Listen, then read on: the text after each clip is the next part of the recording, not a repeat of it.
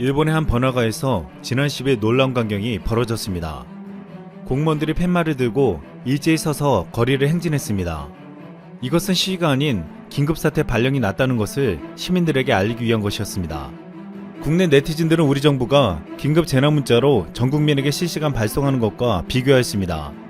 이 같은 일본의 모습은 너무 후진적이고 보여주기식이 아니냐며 조롱거리가 되었습니다.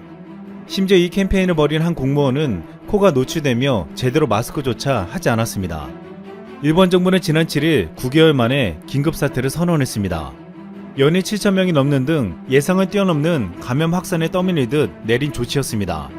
하지만 대책의 강도는 오히려 이전 긴급사태 때만 못하다고 비판받고 있습니다. 지난해 1차 긴급사태 당시 코로나 확진자는 하루 500명대였습니다. 지금은 일일 확진자가 10배 넘게 폭증했지만 대책의 강도는 더 약해졌습니다. 대상 지역과 기간은 오히려 줄어들었고 다중시설도 전면 휴업이 아닌 오후 8시까지로 영업시간만 단축되었습니다. 일제 휴교 조치도 없었습니다. 오는 16일에서 17일 치러지는 대학 입시 공동 테스트 등 대규모 인원 이동이 예상되는 대학 입시 일정도 원래대로 진행할 예정입니다. 나카카와 토시오 일본 의사회장은 이미 의료붕괴 상황이나 전국적인 긴급사태 발령 확대를 생각해야 한다고 했습니다. 하지만 일본 정부는 눈치만 보며 실제 효과 있는 대책들을 주저하고 있습니다. 이 같은 일본의 참혹한 현실을 성토하며 지난 9일 일본 SNS에 올라왔습니다. 한 일본인 학생이 한국 학교에서 받았다며 올린 소독 물품이 일본 SNS에서 화제가 된 것입니다. 한 일본인은 한국에서 거주하는 중학생 딸이 학교에서 받아온 마스크, 소독액, 물티슈 등의 방역 물품을 올렸습니다. 이 게시물은 4,800명의 좋아요를 받으며 이 같은 댓글이 달렸습니다. 확실히 일본과는 정부 대응이 다르네. 우린 겨우 면 마스크 2장인데 한국은 여러가지로 정부가 노력하고 있네요. 한국 굉장하다. 날마다 업데이트되는 국가의 정보를 볼 때마다 우리나라에 이상함이 부각된다. 한국과 일본 정부 대응이 비교된다. 일본의 현재 신규 확진자가 8,000명에 육박하며 최악의 상황으로 치닫는 사이 한국은 위기를 넘어 안정세를 보이고 있습니다. 국내에서는 11일 0시 기준 451명의 신규 확진자가 나오며 41일 만에 400명대를 기록했습니다. 이렇게 확진자가 줄어든 것은 주말 검석 건수가 줄었기 때문이기도 하지만 사회적 거리두기가 확산을 막고 있는 것으로 판단되고 있습니다. 일본인들은 이를 보고 일본과 달리 한국은 통제력을 보여주고 있다고 평가하고 있습니다. 그동안 일본 정부는 검사를 제대로 하지 않고 확진자를 감추기에 바빴고 한국 정부는 적극적으로 검사하여 확진자를 찾아내기에 바빴습니다. 그리고 그 결과는 지금 극명하게 대비되고 있습니다. 이렇게 일본은 너무 느슨하게 대처해서 한국과 비교되는 가운데 중국은 너무 강력하게 대처하는데도 문제가 발생하고 있습니다. 중국은 지난 10일 하루 동안 103명의 신규 확진자가 발생했습니다. 중국은 수도 베이징을 보호하기 위해 베이징 주변 허베이성의 세계 도시를 일주일 동안 완전 봉쇄했습니다. 중국은 더 나아가 중국 최대 명절인 춘제를 앞두고 전 국민에게 코로나 백신을 무료로 접종하겠다고 밝혔습니다. 그런데 한 중국 백신 전문가 타오의 폭로가 중국을 발칵 뒤집어 놓았습니다. 중국 시노팜 백신의 부작용이 73가지라며 세계에서 최고로 위험하다고 말한 것입니다. 타오는 인류의 200년 백신 역사상 찾아보기 힘든 엄중한 부작용인 미각상실, 고혈압, 요실금 등을 적시하고 있다고 했습니다. 이것은 시노팜 백신 설명서에 나와 있다고 했는데 지금 중국 내에서는 백신을 맞은 사람이 백신 설명서의 대일주를 금지하라는 요구를 받고 있다고 했습니다. 중국 의사는 백신 접종을 한 뒤 설명서는 국내 사람에게 보여줄 수 있지만 외국인에게 보여줘서는 안 된다며 그들이 우리 데이터를 수집하려 하기 때문이라고 설명하고 있다고 했습니다. 중국은 이렇게 백신에 대한 부작용을 왜곡시켜 전 국민에게 접종시키려고 하는 가운데 한국에 대한 역사 왜곡도 점점 심해져 논란이 되고 있습니다.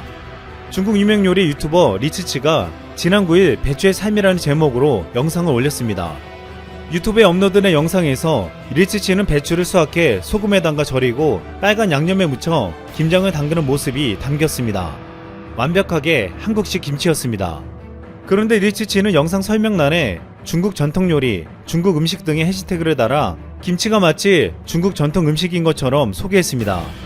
리츠치는 유튜브 구독자 1,400만 명, 웨이보 팬 2,725만 명을 보유했기에 이전의 게시판에서 김치가 중국 거라는 주장과는 차원이 달랐습니다. 리츠치는 이 한국 김치를 가마솥에 넣어 김치찌개를 만들기도 했습니다. 이 영상의 한국의 누리꾼들은 김치는 한국 음식인데 왜 중국 음식으로 소개하냐며 분노를 나타냈습니다. 또 다른 국내 네티즌은 부적절한 영상으로 신고해야 한다고 비판했습니다. 중국은 최근 한국 고유의 역사와 문화를 자신들의 것이라며 끊임없이 불을 지르고 있습니다. 그런데 최근 중국 CATL 배터리 공장에서 실제로 불이 나서 화제가 되고 있습니다. 중국의 자동차 배터리 회사 CATL은 전 세계 배터리 생산 1위 업체입니다. 지난해 CATL 배터리를 단 전기차가 잇따라 화제가 나며 국내 배터리사가 주목을 받기도 했지만 국내 배터리가 탑재된 전기차에서도 화제가 나며 논란이 되었습니다. 하지만 이번에 중국에서는 전기차가 아닌 배터리 공장 자체가 폭발해버렸습니다. 이것은 지난 2015년 텐진항 폭발과 이후 중국 산둥성 쯔보시 화학공장 폭발 이후 또다시 일어난 참사였습니다. 중국 배터리 제조사 CATL은 작년 2020년 7월 테슬라 중국산 차량에 신형 배터리를 공급하고 있습니다. 테슬라 모델3는 미국과 한국에 이어 중국에서도 2020년 상반기 판매량 1위를 기록했습니다. 테슬라는 기존의 배터리로 선정되었던 LG화학과 거래를 끊고 CATL의 전기차 배터리가 가격면에서 싸기 때문에 비용 절감 차원에서 교체했습니다. 하지만 이번 배터리 공장의 폭발로 중국산 배터리에 대한 신뢰는 한순간에 무너졌습니다. 테슬라를 타는 중국 네티즌들은 폭발한 공장에서 생산된 배터리가 장착된 차량이라 걱정이 된다는 반응을 보이고 있습니다. 과거 일본의 선박이 두동강이 나면서 일본 조선업이 한국 조선업에 밀리기 시작했고 중국은 기술 부족으로 LNG선을 제때 납품하지 못하며 한국 조선업은 이후 LNG선을 거의 독점했습니다. 이번에도 중국의 CATL 공장 폭발은 앞으로 중국의 배터리 기업의 신뢰가 추락하는 동시에 한국 배터리사들의 위상이 더 높아지게 하는 계기가 될 것으로 보고 있습니다. 중국은 기술이 부족하지만 싼 가격으로 한국과 맞서려고 했지만 번번이 실패하고 있습니다. 또한 전 세계적으로 위상이 높아지는 한국의 제품과 역사를 자신들이 원조라며 우기고 있습니다. 지난해부터 중국은 자국 내에서 민족심을 고취시키기 위해 자국의 문화를 내세우고 있습니다. 특히 전설적인 액션스타로 1973년 사망한 이소룡의 탄생 80주년을 맞아 중화권 영웅으로 기리는 행사를 열었습니다. 글로벌타임즈는 이소룡은 많은 사람에게 쿵푸스타 이상이었다면서 중국인에 대한 서구의 고정관념을 깼고 그의 삶과 예술 철학은 사망한 지 47년이 지났지만 여전히 많은 사람의 가슴속에 있다고 평가했습니다. 이소룡은 홍콩 태생이고 미국 국적의 미국인이었지만 중국은 자신들의 역사라며 자랑했습니다.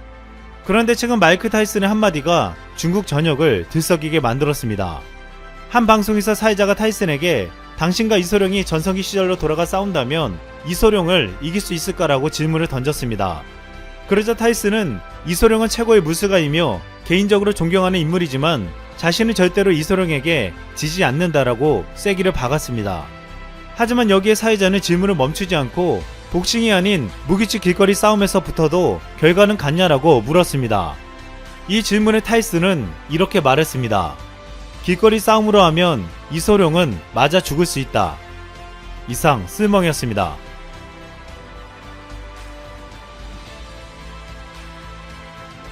북한군 군복하면 떠오르는 이미지가 뭔가요? 아마 패턴 없는 민무늬 군복을 떠올리실 겁니다. 한국은 일명 개구리 전투복과 2011년부터 변경된 디지털 패턴의 전투복, 이 두 가지가 떠오르실 텐데요. 얼마 전 북한군이 한국군 군복을 복제했다는 이슈가 인터넷에서 화제가 됐습니다. 한 기사가 발단이었는데요. 지난 1월 14일 평양 김일성 광장에서 열린 북한 인민군 열병식에서 일부 병사가 한국군 신형 전투복과 동일한 무늬의 전투복을 입은 모습이 포착됐다는 내용이었습니다. 군 소식통은 이날 북한이 공개한 열병식 사진을 정밀 분석한 결과 한국군 신형 전투복의 디지털 픽셀과 동일한 전투복을 북한군이 사용 중이라고 했습니다. 실제 열병식을 마치고 평양 주민들과 손을 잡는 북한군 병사들의 전투복을 살펴보면 한국군 전투복의 디지털 픽셀과 동일한 부분이 10여 군데나 나타났다는 겁니다. 다만 색상은 한국군이 사용하는 초록색 계열이 아니라 사막작전 등에 적합한 황토색 계열이었습니다. 북한군의 한국군 군복 복제설은 인터넷에 떠도는 중입니다. 1월 18일 일본의 한 네티즌이 올린 트윗이 그 발단이었는데요. 일본 네티즌은 트위터에서 열병식 때 북한군 군복과 한국군 군복의 사진을 비교하면서 부분적 복사라고 평가했습니다. 그 근거로 디지털 패턴의 유사성을 지적하면서 원본을 보고 베꼈을 가능성을 제기했습니다. 전인범 전 특전사령관은 1996년 강릉 무장공비 침투 사건 때 사살된 북한 인민무력부 정찰국 소속 특수부대원은 당시 한국군 전투복을 입고 있었다. 북한이 한국군 현 전투복을 확보하는 건 문제가 아니다며 다만 복제 여부는 잘 모르겠다고 말했습니다. 전 세계의 군복을 수집해 전시회를 열기도 하고 전투복 개선 사업 자문 이력이 있는 특수지상작전연구회의 문영철 상임연구원은 북한군이 입은 전투복 원단을 중국에서 가져왔을 수 있다고 추정했습니다. 그는 북한에서는 디지털 픽셀의 전투복을 생산할 수 있는 산업적 기반이 충분하지 않을 것이라고 덧붙였습니다. 세계적인 추세라는 지적도 나왔습니다. 그는 이미 전 세계 많은 국가가 비슷한 무늬의 전투복을 사용하고 있다며 열병식 북한군 전투복은 한국군보다 스페인군 사막 전투복이나 마케도니아군 전투복과 더 비슷하다고 말했습니다. 북한군의 전투복은 위장용 무늬가 없는 민무늬입니다. 그러나 특수부대와 전방부대에선 위장용 무늬 전투복을 쓰고 있습니다. 100만이 넘는 정규군을 다 위장용 무늬 전투복으로 바꿔주는 비용이 많이 들어 일부 부대만 보급하고 있는 것으로 보입니다.